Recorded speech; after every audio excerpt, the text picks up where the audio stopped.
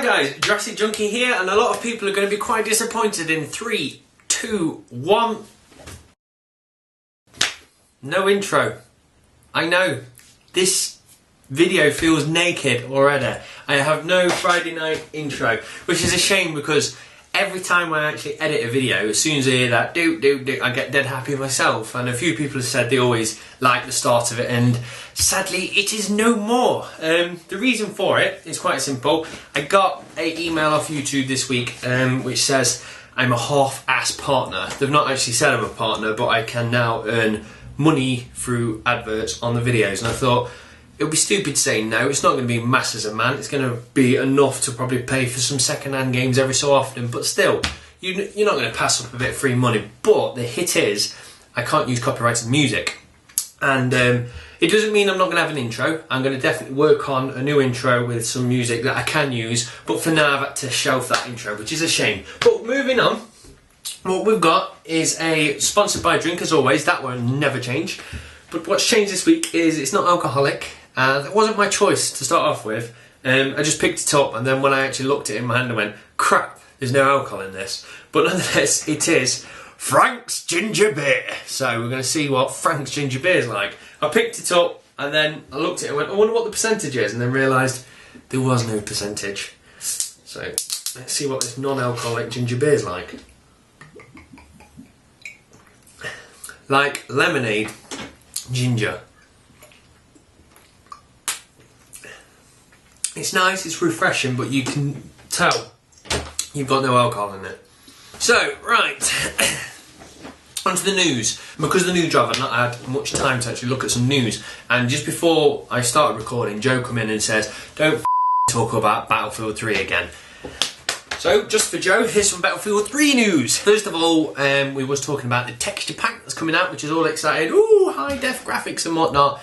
And it turns out that actually it's just standard, really. It's what the PC was getting anyway. It's what the PlayStation 3 was getting already. And all it is obviously them two always install massive amount of data to the console. The 360 doesn't do it as much, simply because some 360s have little or no hard drive space. So the option for it to not be installed has to be put into the 360 games. So obviously, because of that, they're going to say, the option is you can install it if you want, and that's all it is. So this great high-def pack now is kind of fizzled down to you was going to get this anyway. And the other big thing, well, two big things. First is, apparently, for everyone who's pre-ordered Battlefield 3, you shall be getting a Mass Effect 3 demo code, which will allow both online multiplayer and a snippet of the story. And I don't know about you, I will not use that snippet of the story because I don't want to just randomly use that bit. I want it all to flow. I've just been waiting so long for this story, I don't want to ruin it. But the chance to try online is very nice. I quite like the idea of that, so that's good. And the other Battlefield news, which is quite bad, and this isn't Battlefield, this is dirty EA.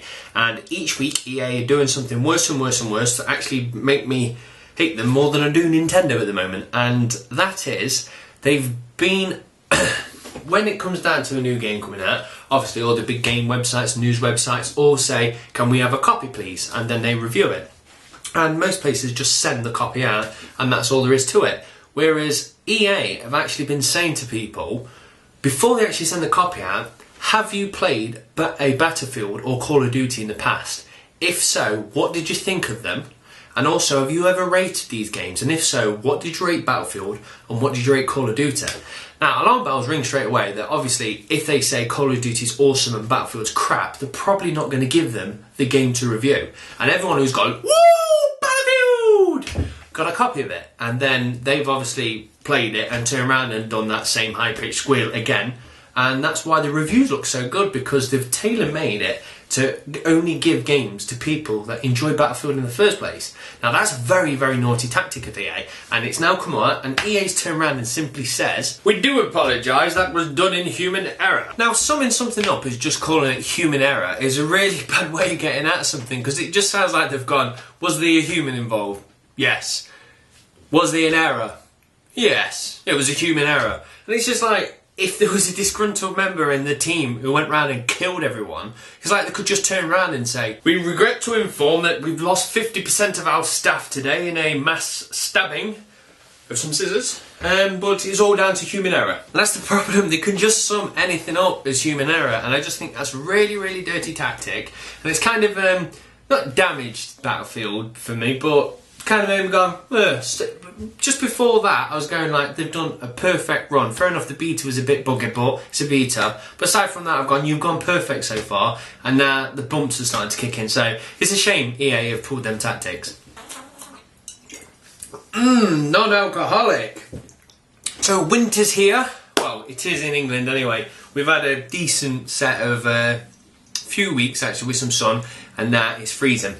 And with that, it actually changes my gaming habit, because we are one of them lucky people that don't have heating in our house. We don't have them modern con things. What that means is our current gen stuff is downstairs and the retro stuff lives upstairs. And when it's cold, we decide to migrate upstairs and just live up here really, instead of going down in the living room. So that means more retro stuff starts to get played. And this week I was playing on a game I can't find. I was playing on this, and I don't know why. Obviously, Limited Snicket's not going to be the most adventurous game of all, but the fact is, because I was playing a game and it's winter and it's a fun, family-ish game, it kind of got me in the Christmas mood. So, with that in mind now, I'm going to go and buy myself an original Xbox, just because I've got some original Xbox games that I really want to play, and I just can't be bothered to go downstairs and put it in the 360 and sit on the cold and actually force myself to play it. I would prefer to be in here, in a happy room, and playing a game. So yes, I'm going to buy myself an Xbox original this week and start playing more retro games. And with that in mind, obviously I'm going to buy Battlefield. Skyrim, I decided I'm not actually going to buy. We can wait, so that's going to come next year.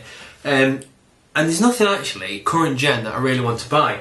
The only thing I wanted to get my hand on is the new Batman's obviously just come out, and lucky enough someone's borrowed me the first Batman. So I'm going to go and play this, but after that, there's nothing really I'm going to play first gen or current gen. So, and I was speaking to Joe as well, and Joe's kind of starting playing retro games at the moment. In fact, I've started playing in bed, but the problem is every time I try and play in bed, I last no more than 2 seconds. But yeah, I'm starting to get into playing more retro stuff. So is Joe, and we're kind of looking at this device that we've purchased, the 3DS, and I panicked then, thought something fell out. So yeah, we've got the 3DS. The press conference was today. They said they was going to release some more information. Thank God they didn't turn around and said the 3DS XL is on its way out, because I would have probably just smashed this. But yeah, the information that they gave said obviously some new things are coming in, the Street Pass games, which is good. Bringing more content for it is good.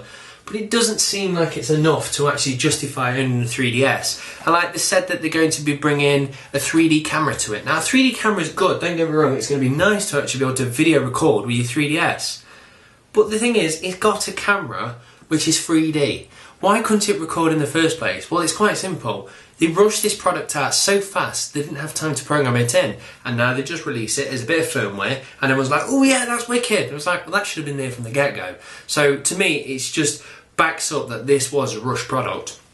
Some of the games that are coming out now are looking to be a bit better, like 3D Mario, especially Luigi's Mansion. I'm looking forward to playing that.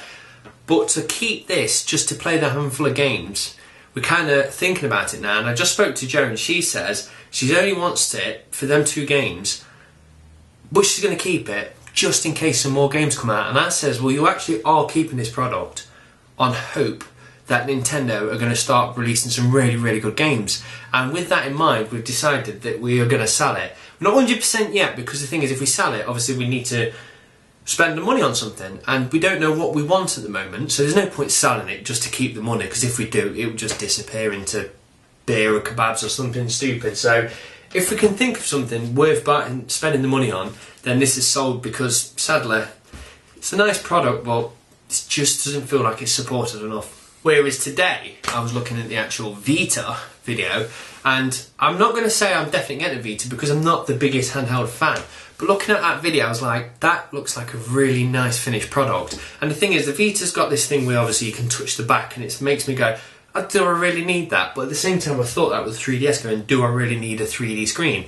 And it's both got like gimmicky things, but when you play them, you go, actually, they're quite cool. So they've obviously both got different things, but the Vita sounds like, from what you even said on the video, is they actually went to the developers of the games and says, right, we're going to make this hardware around you. What do you want? And all the developers turned around and went, 2 analog sticks. And with that, they went and obviously made the product. So it sounds like they've listened to what everyone wants and actually produced something the developers want to make games for. Whereas this actually does sound like, and I really do apologise to anyone who's a Nintendo fan, because I'd probably be annoyed listening to me bash a franchise that I enjoy. But this does sound like they just rushed out that fast. The developers didn't even get a chance to even have some games ready. So we may sell this for a Vita. I don't know if I'm actually going to buy a Vita, or am I just buying into it because it's new and shiny, and then in 6 months I'll be like, meh. So I don't know yet, so we shall soon find out. But this is cool. So my good friend Mick Nandy decided to show his face this week, and he came around for a few beers and to play some Rage. And I am so impressed by that game.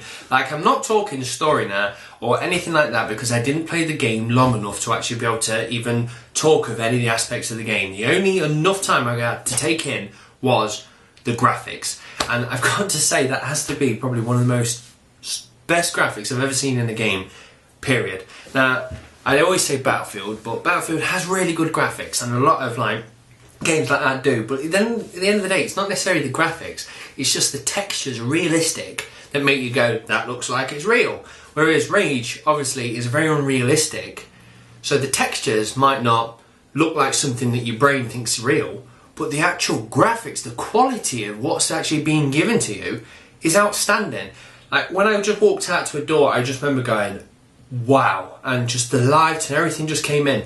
And obviously, Crysis is definitely one of the top games, are really good for motion blur, but this just felt right and smooth, just incredibly smooth. As I was running down the corridors, it actually felt the nearest thing to watching somebody run. Normally when you play a game, you always know you're playing that game, but this actually felt as like watching a video of somebody running. It just felt right, apart from the texture popping. Now, if anyone don't know what that is, all it is obviously when you first look at something quite quick, sometimes you can see it start to render and get a bit clearer. Whereas in Rage, if you turn and look back again, it's gone back to crap and it renders in front of you. So every single time you look at something, it's rendering in front of you, and it's disgusting. It lets it down so much. But the thing is, obviously, that will probably be fixed in a few patches. So it's like a patch or two away from a very, very nice looking game. Story mode, I don't know, I didn't get enough time to try it, but from what I've seen, very impressed. Before I go into the question of the week, I've got one shameless plug, but it should be a good plug. You should hopefully enjoy it. And that is Gaming Unity, plug, plug, plug. And all it is we've decided to program in a chat room. And what we've done is we've made it with a YouTube twist. All it is if you go into our chat room, which I will be in right now, and come on, obviously it's a chat room, works like any other chat room, but the difference is you can actually play YouTube videos in the chat room, and anyone who's in there can see it at the same time. So if I play a video and then you join 30 seconds later, the video will be playing 30 seconds into it, so you're watching exactly what I'm watching. So if I'm talking about the video, you will be watching it at the same time. And the thing is, you can stack loads of them up. We tried it the other night as a little beta tester. There's me, Joe, Carboot Gamer in there. And it was quite fun because we just randomly chucking them in there and you don't know what video's coming next, and then it just pops up and you're like, oh, Justin Bieber, that's evil. But it's quite fun, and it was just a different kind of chat room experience. So it's on Gaming Unity all the time now, but what I'm going to do is the end of every Friday night rant, I'm just going to sit in the chat room for a few hours. So up until probably 12 o'clock tonight, I shall be in there, and hopefully a few of you will be in there. So fingers crossed, get a load of us in there and we could have a good laugh. So the question of the week then, because it's Christmas here, do you have a game that you go back to every year? Like some games you do play every single year just because it's a good quality game, but you always have that movie that you always watch at Christmas. But do you have that game that you always play at Christmas? Now, I don't think I do. I can't remember having any. But what I'm going to do is I'm going to play this Christmas, just simply because it's going to transport me back to when I first played that, and that's when I was a kid. And Christmas was always great when you was a kid, so that's going to be my Christmas game this year. So, quite simple. Do you have a game that you always play every Christmas? So, thank you very much for watching, guys. I do apologise there's no intro, and this is a bit sketchy this week, but I promise to only improve. Thanks for taking the time, guys. Cheers. Bye.